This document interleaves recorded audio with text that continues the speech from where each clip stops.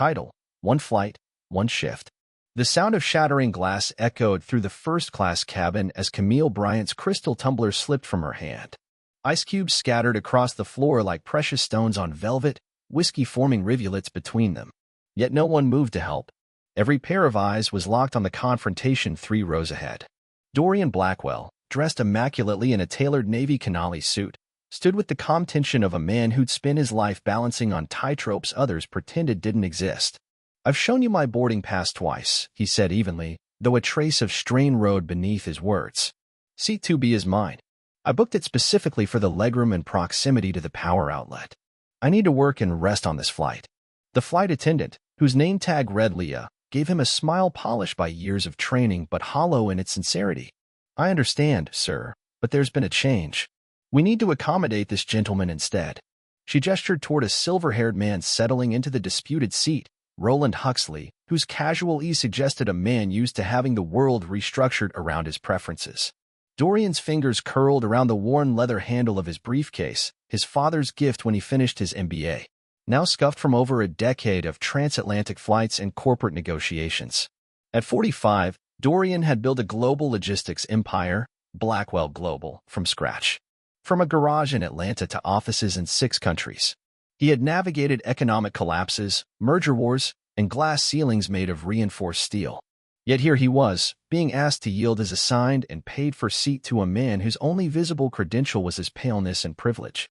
"I'm the CEO of a company with over 7,000 employees," Dorian said, his voice soft but undeniable. "Tomorrow I chair a meeting in London that affects livelihoods across continents. I need this seat.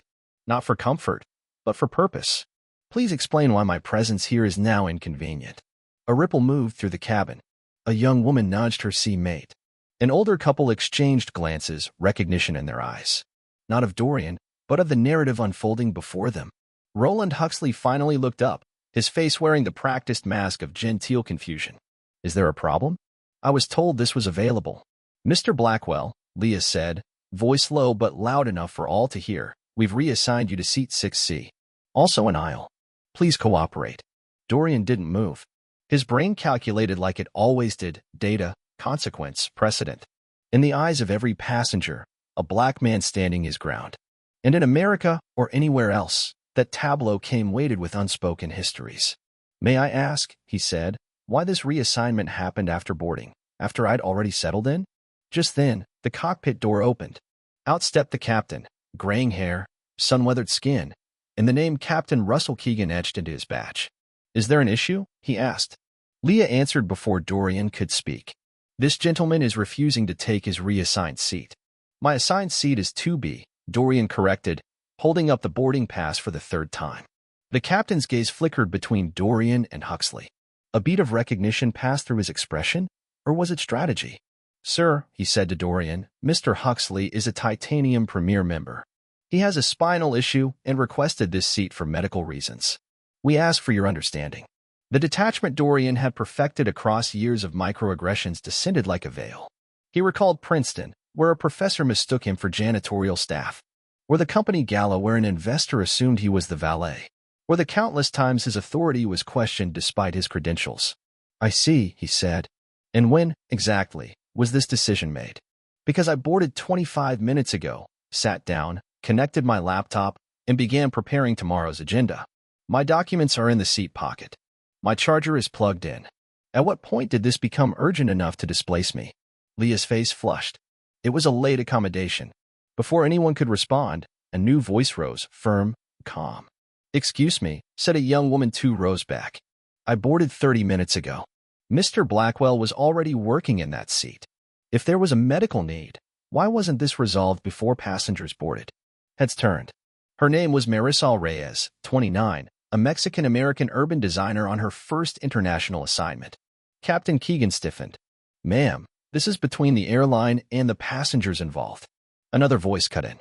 "I believe Ms. Reyes raises a valid question." All eyes turned toward an elderly gentleman. Dr. Bernard Shaw, 74, a retired ethics professor from Cambridge with silver hair and steel blue eyes. "There are echoes here," Bernard continued. "Disturbing ones.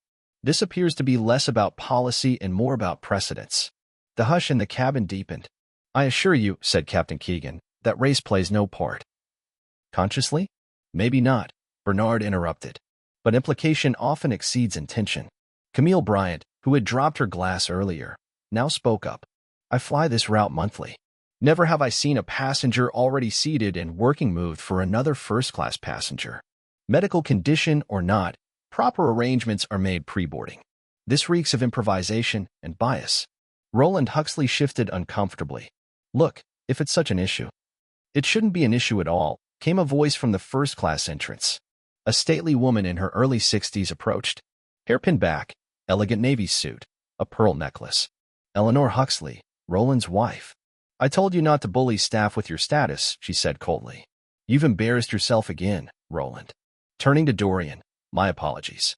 My husband's spinal condition is real, but our lack of planning is not your burden to carry. The atmosphere shifted palpably. Captain Keegan cleared his throat. Mr. Huxley, if you'll return to your seat, we'll do our best to accommodate your comfort once airborne. Roland rose. No offense intended, he said to Dorian as he passed. Intent and impact are different, Dorian replied. Something to remember. The moment might have ended there. But then Leah returned with a glass of champagne. Our apologies, Mr. Blackwell, she said, smile mechanical. A gesture of goodwill. Dorian didn't touch the glass. Was it a misunderstanding, though? He asked. Because it felt very clear until the audience intervened. Leah faltered. I'm not asking for special treatment, he continued. Just equal. That shouldn't require applause.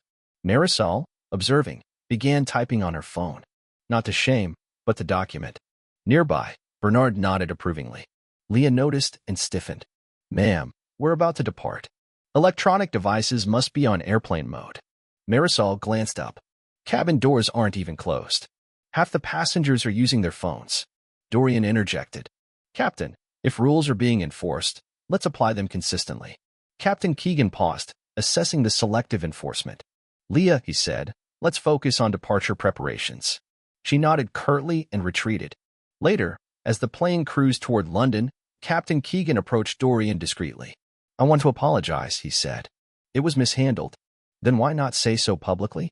Dorian asked. There are protocols, the captain said, visibly uncomfortable. You mean damage control? Captain Keegan hesitated, then said, leadership is messy. I'm still learning. So am I, Dorian replied. But learning requires accountability. Not long after, Camille leaned over.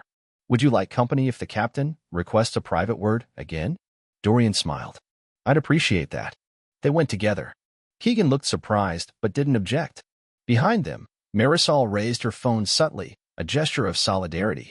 Back at their seats, Camille made a suggestion. I'm on the board of the Passenger Equity Commission. We track patterns across airlines.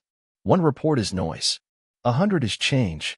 Not far behind, a young man leaned forward. Nathan Wu, 34, a software engineer. I'm working on a platform for that, he said. Crowdsourced incidents. Data-driven accountability. You should show us, Dorian said. All of us. And so it began. Bernard offered historical frameworks. Marisol brought design insight. Camille shared decades of navigating corporate sexism.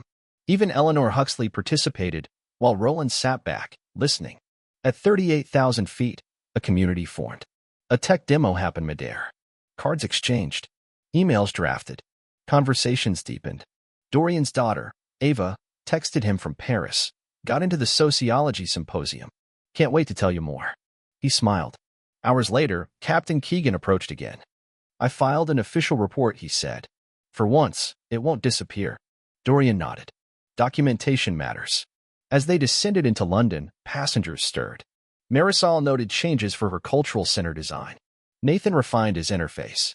Camille made a note for a keynote speech. Roland approached awkwardly, offering a real apology. It wasn't perfect, but it was something.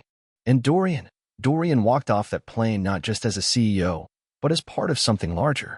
Not just disruption, but connection. Not just a seat, but a statement. A flight to London had become a journey towards something greater. One moment of dignity defended. One system quietly challenged. One story finally seen.